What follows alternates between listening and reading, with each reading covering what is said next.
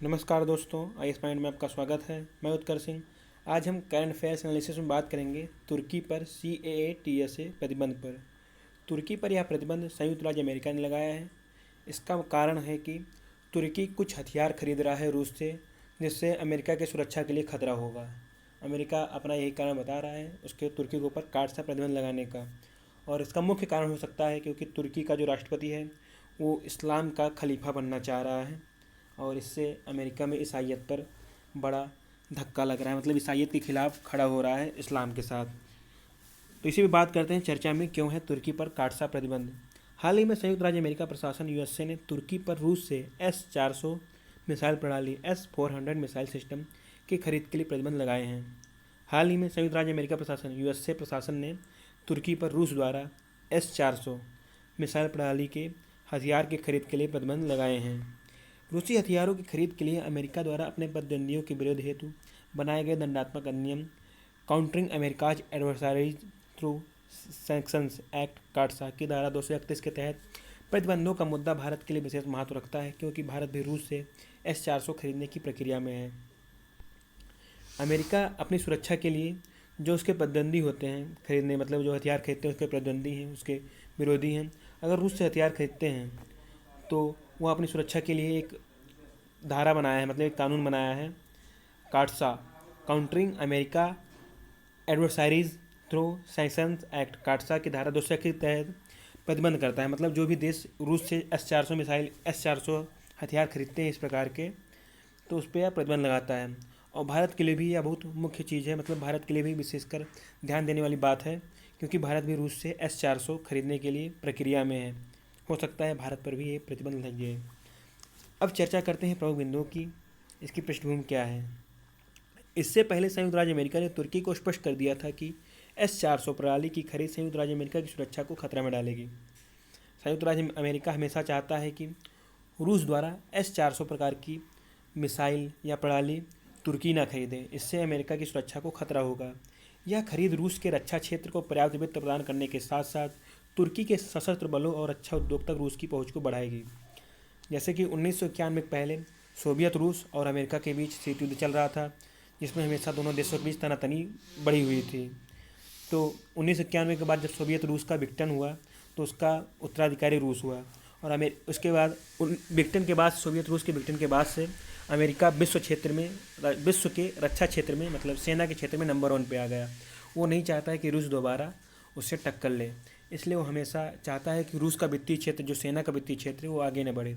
अगर तुर्की यह मिसाइल खरीदता है या मिसाइल सिस्टम खरीदता है तो उसका वित्त मिलेगा, मतलब रूस के रक्षा क्षेत्र को पर्याप्त वित्त मिलेगा, जिससे वो अमेरिका को कभी टक्कर ले सकेगा। इसलिए अमेरिका प्रतिबंध लगाता रहता है। तुर्की ने अपनी रक्षा आवश्यकताओं को पूरा करने के लिए नाटो इंटर ऑपरेबल सिस्टम यथा USA की पैट्रियट मिसाइल रक्षा प्रणाली जैसे विकल्पों की उपलब्धता के बावजूद S-400 की खरीद और परीक्षण के साथ आगे बढ़ने का फैसला किया है। तुर्की ने अपने डिफेंस सिस्टम को मजबूत करने के लिए नाटो इंटर ऑपरेबल सिस्टम, जो कि अमेरिका का एक सिस्टम है, इसको नहीं खरीदा, बल्कि रूस की S-400 सिस्टम खरीदा। क्यों?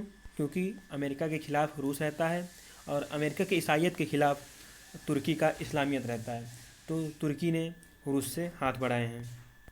तुर्की संयुक्त राज्य अमेरिका के उत्तरी अटलांटिक शांति संगठन North Atlantic treaty organization NATO में शामिल है।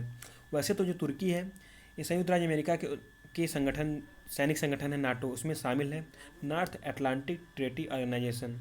ये बहुत पहले शामिल है, लेकिन जब तुर्की एक धर्मनिरपेक्ष राष्ट्र था, लेकिन अब इस समय तुर्की एक इस्लामिक राष्ट्र हो चुका है।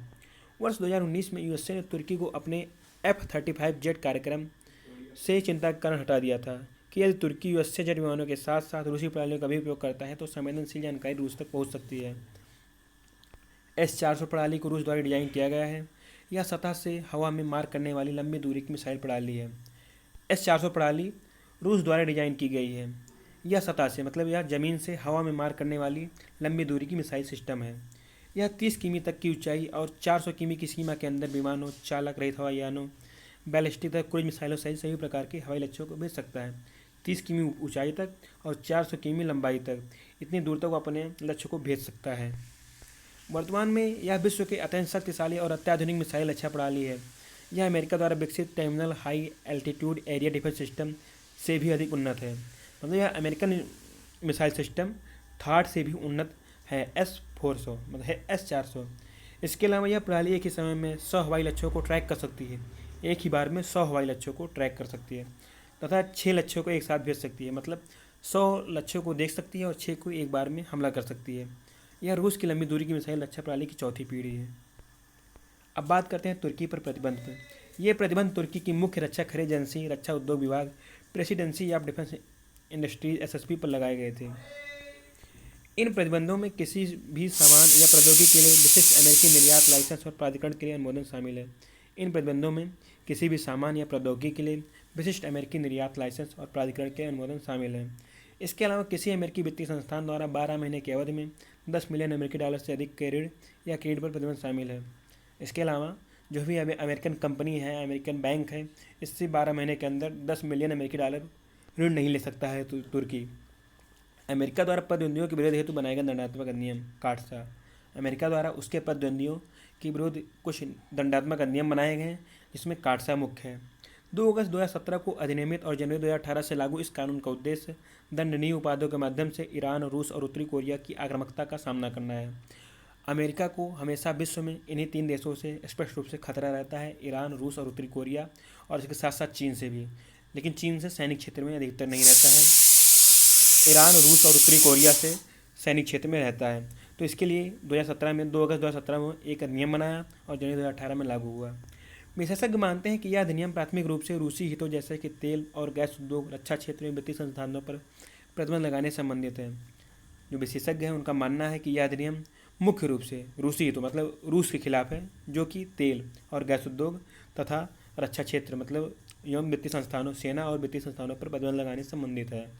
यह अधिनियम अमेरिकी राष्ट्रपति को रूसी रक्षा और खुफिया क्षेत्रों से संबंधित महत्वपूर्ण लेन देनों में शामिल व्यक्तियों पर अधिनियम में उल्लिखित 12 सूचीबद्ध प्रतिबंधों में से कम 5 प्रतिबंध लागू करने का अधिकार देता है। यह अधिनियम अमेरिका के राष्ट्रपति को रूसी रक्षा और खुफिया क्षेत्र से जो भी व्यक्ति संबंधित हैं, जो भी महत्वपूर्ण लेन देन हैं, उनमें 12 लोगों में 5 पर प्रतिबंध लगाए जा सकते हैं। इनमें से एक निर्यात लाइसेंस प्रतिबंध है, जिसके द्वारा अमेरिकी राष्ट्रपति को युद्ध, दोहरे उपयोग और परमाणु शक्ति संबंधी वस्तुओं के निर्यात लाइसेंस निलंबित करने के लिए अधिकृत किया गया है। अब बात करते हैं भारत के लिए चिंता पर। भारत ने अक्टूबर 2018 में अल्माज एंटी कॉर्पोरेशन रूस से S-400 ट्रायम्फ लंबी दूरी की सतह से हवा में मार करने वाली मिसाइल सिस्टम खरीदने के लिए 39,000 करोड़ रुपए का सौदा किया है, जिसकी डिलीवरी वर्ष 2021 में होने की उम्मीद है। रूस ने भी तुर्की की तरह 2018 में अल्माज एंटी कॉर्पोरेशन रूस से S-400 ट्रायम्फ लंबी दूरी की मतलब सतह से सतह मार करने वाली S-400 मिसाइल 39,000 करोड़ में 2018 में रूस से खरीदने की प्रक्रिया शुरू की है, जो कि 2021 में डिलीवरी होने की बात है। S-400 एयर डिफेंस सिस्टम के अलावा प्रोजेक्ट 1135-6 युद्धपोत, प्रोजेक्ट 1135-6 फ्रैगेट्स और KA-226T हेलीकॉप्टर की खरीद भी इससे प्रभावित होगी। मतलब S-400 एयर डिफेंस सिस्टम के साथ साथ जो प्रोजेक्ट 1135-6 फ्रिगेट्स है मतलब युद्धपोत और KA-226T हेलीकॉप्टर है, इसकी खरीद भी प्रभावित होगी। रूसी aviation limited, multi role transport aircraft limited और ब्रह्मोस एयरस्पेस जैसे संयुक्त उपकरणों को भी प्रभावित करेगा। यह भारत के स्पेयर पार्ट्स, पुर्जों, कच्चे माल और अन्य सहायक उपकरणों खरीद को भी प्रभावित करेगा। Stockholm International Peace Research Institute (SIPRI) arms transfer database के अनुसार 2010 से 17 के अवधि के दौरान रूस भारत का शीर्ष हथियार आपूर्तिकर्ता था। Stockholm International Peace Research Institute (SIPRI) इसके अनुसार आर्म्स ट्रांसफर डेटाबेस के में 2010 से 17 के बीच रूस भारत का शीर्ष हथियार आपूर्तिकर्ता था। रूसी मूल के भारतीय हथियार: परमाणु पनडुब्बी INS चक्र, किलो क्लास पारंपरिक पनडुब्बी, supersonic BrahMos cruise missile, MiG-21, 27, 29 और Su-30 मिकी फाइटर, IL-76-78 परिवहन विमान, T-72 और T-90 टैंक, MI हेलीकॉप्टर तथा विक्रमादित्य विमान महत्वपूर्ण हैं। रूस से भारत द्वारा खरीदे गए हथियार हैं INS चक्र, किलो क्लास पारंपरिक पनडुब्बी, supersonic BrahMos cruise missile, MiG-21, 27, 29 और Su-30 MKI फाइटर, IL-76-78 परिवहन विमान, T-72 और T-90 टैंक, MI हेलीकॉप्टर तथा विक्रमादित्य विमानवाहक पोत हैं।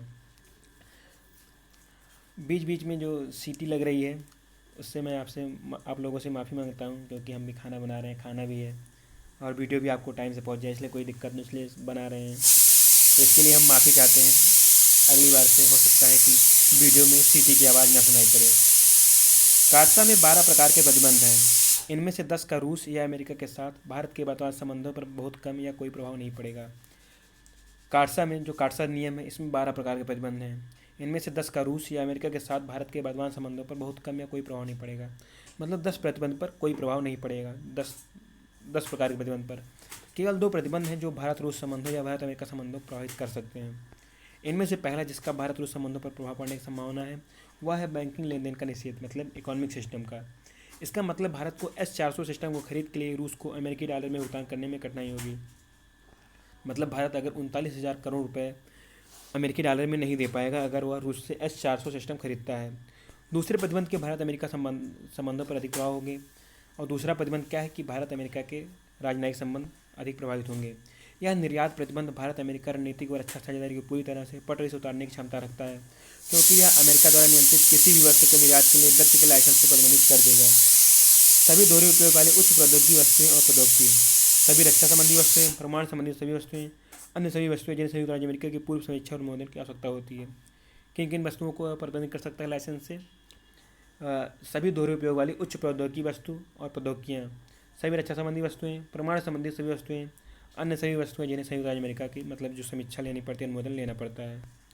यह भारत को अमेरिका से किसी भी बड़े रक्षा उपकरण खरीदने से प्रभावी रूप से रोक देगा। भारत और अमेरिका के मध्य किसी भी रक्षा और सामरिक भागीदारी पर रोक लगाएगा। प्रमुख रक्षा सहयोगी मेजर डिफेंस पार्टनर MDP पदनाम उस संदर्भ में अपनी प्राथमिकता खो देगा। मतलब S-400 अगर भारत रूस से खरीदता है तो भारत अमेरिका से दोबारा कोई बड़ा रक्षा उपकरण नहीं खरीद पाएगा।